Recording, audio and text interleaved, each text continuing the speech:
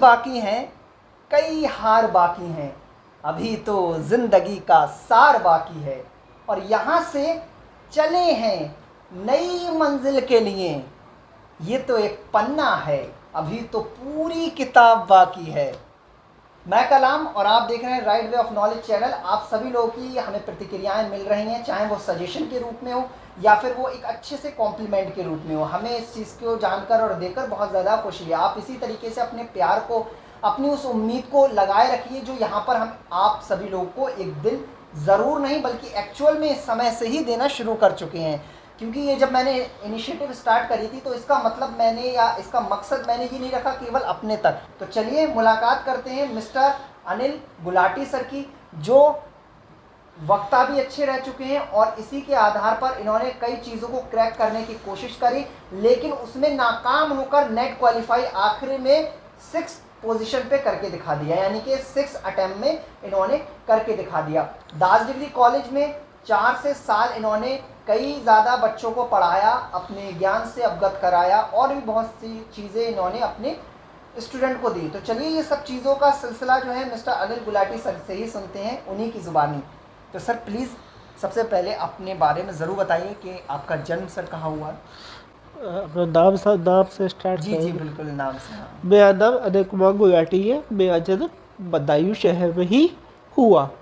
प्रारंभ में हम जर्दी साहिब में रहते थे, वहीं पे प्राथमिक शिक्षा पूरी हुई तथा 8वीं तक तो उसमें इस्लामी इंटर कॉलेज में शिक्षा प्राप्त करी मैंने। उससे पश्चात एस सी इंटर कॉलेज में से इंटर किया तथा उससे पश्चात ग्रेजुएशन तथा पोस्ट ग्रेजुएशन एन दास पीजी कॉलेज से ही किया। नेहरू मेमोरियल। हाँ, 1999 में मैंने पीजी किया था। सन 2000 में मैंने आरबीएस कॉलेज आगरा से बीएड किया। अच्छा। उससे पश्चात 2001 में विशिष्ट बीटीसी एग्जाम में पास हुआ तो ये ज्वाइनिंग भी हो जाती है, लेकिन वह किसी वजह से कैंसिल हो पाई, क्योंकि पूरी प्रक्रिया कैंसिल हो गई थी तो उस वजह से उसमें नहीं हो पाया था। हाँ, ये तो है। तो वो कैंसिल हो गई थी, इसी वजह से उसमें चयन नहीं हो पाया। उससे पश्चात मैंने टीजीटी तथा पीजीटी में भी 5 बार इंटरव्यू दिया, जिसमें उसमें भी नहीं हो पाया। अच्छा।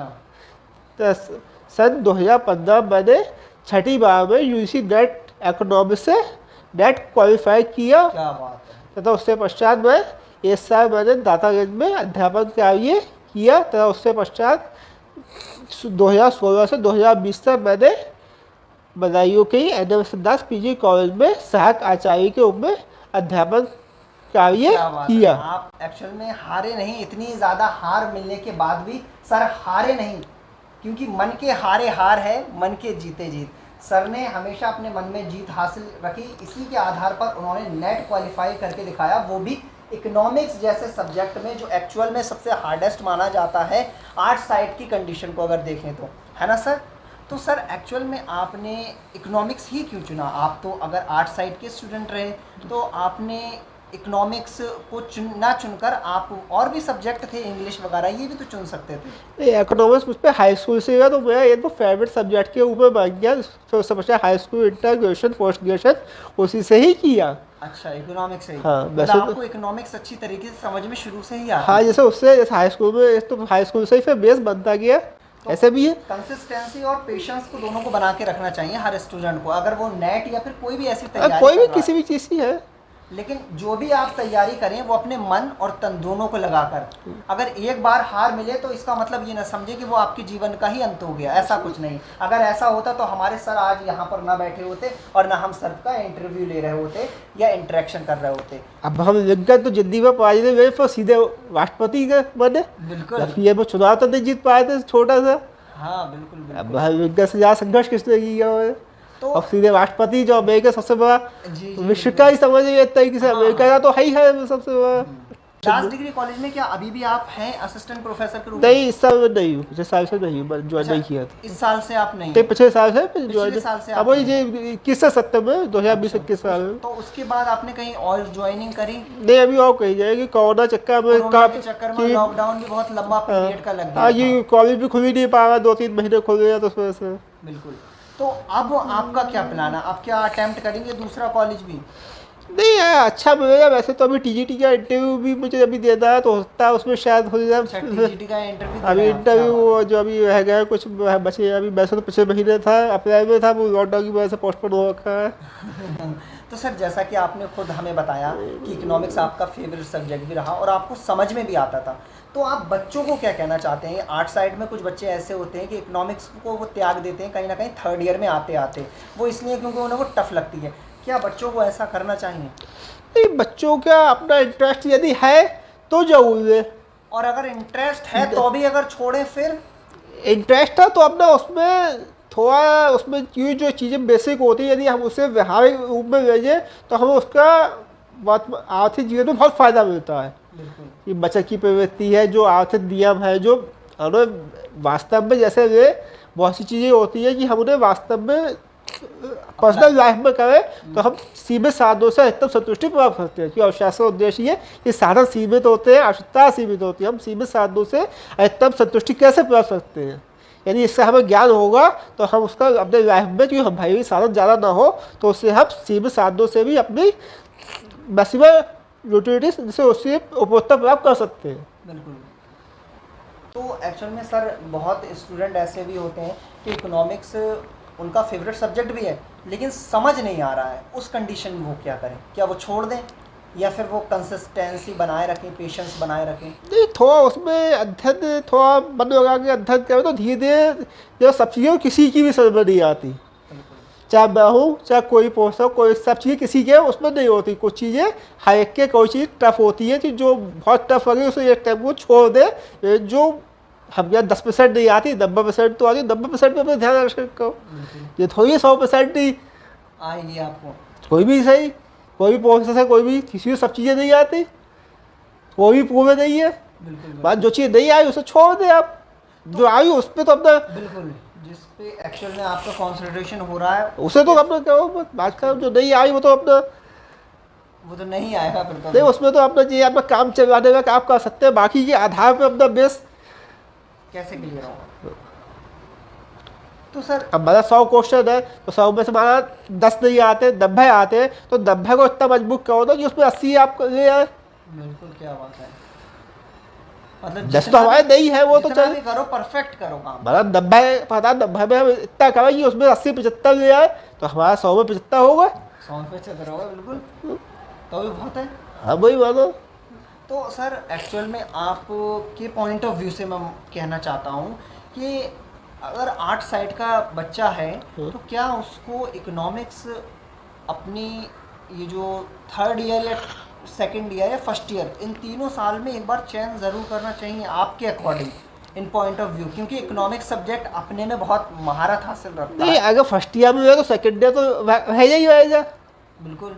थर्ड ईयर में वो चार्ज हो सकता है, सेकंड ईयर तो वैसे ही रहता है उसे, और फर्स्ट ईयर में रहता है। इकोनॉमिक्स से आपको लगता है कि स्कोप है आगे? स्कोप में हम क्या, स्कोप ना भी क्योंकि आप हर चीज़ में फ़ायदा, कोई भी चीज़ होती है, स्कोप तो सभी चीज़ों में है और किसी चीज़ में नहीं है। क्या बात है, सब चीज़ों में है और किसी चीज़ में नहीं। स्कोप तो सभी चीज़ों में, किसी में भी नहीं है। क्या बात। आज बीटेक हजारों घूम रहे हैं और होने में कुछ ऐसे भी बीटेक है जो एक ऊँची कंपनियों में ज्वाइन कर रहे हैं। पॉइंट ऑफ व्यू, या ये तो बात सही कह रहा है सर, एक्चुअल में नोट करना चाहिए हमें ये पॉइंट। तो ऐसा क्यों सर? वो है ना कि व्यक्ति अपने पिता भी अपना लक भी होता है, जैसे लोग कहते हैं लक कुछ नहीं, लक भी होता है, लक भी होता है, होता है। हम 100 नहीं सही तो 10% भी लक मान लो, 10% भी आपका काम करता है कि 10% भी आप ऊपर ही पहुंच सकते हो, नीचे ही पहुंच सकते हैं। बिल्कुल बिल्कुल। तो क्या आप सर जब अपने क्लासरूम के दौरान, जब दास डिग्री कॉलेज में थे, तो क्या बच्चों को एक्चुअल में कहीं कभी कभी ऐसे क्वेश्चंस आ जाते होंगे आपके सामने जिसका कहीं कहीं आप सोचते होंगे कि बच्चे कैसा क्वेश्चन पूछ रहे हैं, क्या उन क्वेश्चंस का जवाब दे पाते थे आप इकोनॉमिक्स से रिलेटेड? नहीं, कभी का इकोनॉमिक्स, बच्चों के कभी अच्छे भी क्वेश्चंस होते हैं, कभी उससे रिलेटेड हमें लगता है कि बड़ा अजीब क्वेश्चन पूछ लिया तो। नहीं, इकोनॉमिक्स सब जनरली होते हैं, वो तो बता दिए। कभी कभी बच्चे ऐसे ही पूछते, जान पूछते हैं जिससे टीचर परेशान हो। हाँ। कि उसे मतलब कुछ नहीं होता, वो ऐसे छाड़ के भाई इससे मतलब उसे है, उसे मतलब कुछ नहीं, उसे बस ये है कि टीचर कितना जानता वो है ना, और परेशान करने हो मतलब। हाँ, जैसे कभी कभी होता है, वैसे ज़्यादातर स्टूडेंट सही रहते हैं, ऐसा नहीं पता है। तो एक आध होता है, सीधी बात है, बच्चे हैं तो मतलब आपने बस। सर कितनी साल टीचिंग करी थी वैसे? इस स्कूल को भी हटा के अगर सबको जोड़ा जाए, सारी टीचिंग का अगर एक्सपीरियंस लिया नहीं, जाए। टीचिंग का एक्सपीरियंस तो मैं यही इसमें यही का उसका ही है। अच्छा, दास डिग्री कॉलेज का ही है जो 4 साल का हाँ, है। एक साथ दातागंज में किया था। अच्छा, तो 5 साल हो गए थे इसका हाँ, 5 साल बस। तो उस दौरान आपने ऐसा क्या सीखा सर, उस एक्सपीरियंस के दौरान जो आपने 5 साल टीचिंग में दिया, क्या आपको लगता है कि टीचिंग में हर कोई एक्चुअल में सरवाइव नहीं कर सकता? नहीं, टीचिंग में कर सकते हैं, वही ये है अपने बच्चों के साथ व्यवहार सही रखें। अपना जो टाइम से जो वो है अपनी ड्यूटी दे वहाँ, तो मेन चीज़ है जो भी आपकी ड्यूटी है वो अपनी ड्यूटी दे वहाँ खत्म, और बच्चों के साथ में व्यवहार बिल्कुल अच्छा करें। तो एज अ टीचर के रूप में at the end of the video आप क्या बताना चाहते हैं सर, एज अ इकोनॉमिक्स के रूप में? इकोनॉमिक्स जो है एक ही बहुत ही व्यवहारिक सब्जेक्ट है। यदि आप उसे समझते हैं तो आपको व्यवहारिक जीवन में बहुत ही उससे फ़ायदा मिलेगा, क्योंकि वो आर्थिक चीज़ों से संबंधित है। आपको बचत से मिलती है जो और चीज़ शासन मुख्य उद्देश्य क्या, सीमित साधनों से अधिकतम संतुष्टि प्राप्त करना, और आज से हर आदमी पे साधन सीमित ही है, वो चाहे। और आर्थिक वैसे तो आर्थिक कल्याण में हर आदमी ने परिभाषाएं भी दी है। कोई कहता है जितनी कम आवश्यकताएं होगी उतना ही ज़्यादा संतुष्ट रहेगा आदमी, क्योंकि जैसे जैसे आपकी आवश्यकताएं बढ़ाते जाएंगे उतना ही आप असंतुष्ट होते जाएंगे, क्योंकि आवश्यकता कोई अंत नहीं है, अंत नहीं है कोई, आप बस उस पे और क्योंकि साधन सीमित ही है। कि जितने आप वैसे कर लीजिए कि करोगे फिर आप गलत रास्तों में फंसते कि आपकी आवश्यकताएं पूरी नहीं है। और यही कारण है जो इतना लोचा हो रहा है हमारे इंडिया में, जो भी है को लेके, चाहे किसी जो भी है मतलब आपकी आवश्यकता है। पहले जो आदमी कहता था ये रिश्वत नहीं लेता था कि बच्चों को बुरा असर पड़ेगा, और आज आदमी रिश्वत लेता वो इस वजह से लेता है क्योंकि वो कहता सोचता है कि मैं बच्चों फ्यूचर के संबंध में। और दूसरी बात सबसे ज़्यादा हमें जो अपने स्टूडेंट हो जाए कोई उनसे विचारों का आदान प्रदान करना चाहिए कि विचार ही जो है बात है। मतलब आप पे 1 रुपया और मुझ पे 1 रुपया है, और मैं आपको 1 रुपया दूँ, आप मुझे 1 रुपया दे दें, तो क्या होगा, आप पे भी 1 रुपया होगा और मुझ पे भी क्या रहेगा 1 रुपया है। और यदि आप पे एक विचार है और मुझ पे भी एक अच्छा विचार है, और मैंने आपको दिया और आपने मुझे दिया, तो उससे क्या हो जाएगा, आप पे भी 2 विचार होगा और मुझ पे भी क्या हुआ 2 विचार होगा। क्या बात है। इसलिए जो है हमें विचारों का आदान प्रदान करना चाहिए अपने स्टूडेंटों। ये विचारों से ही अच्छे जितने विचार हो जाए, क्योंकि विचारों से ही हमारे कार्य निर्धारित होता है, वैसे ही हम काम भी करते हैं। क्योंकि हमारे विचार ही जैसे गलत हो तो हमारा काम भी ऑटोमेटिक उसी हिसाब से चलता जाता है।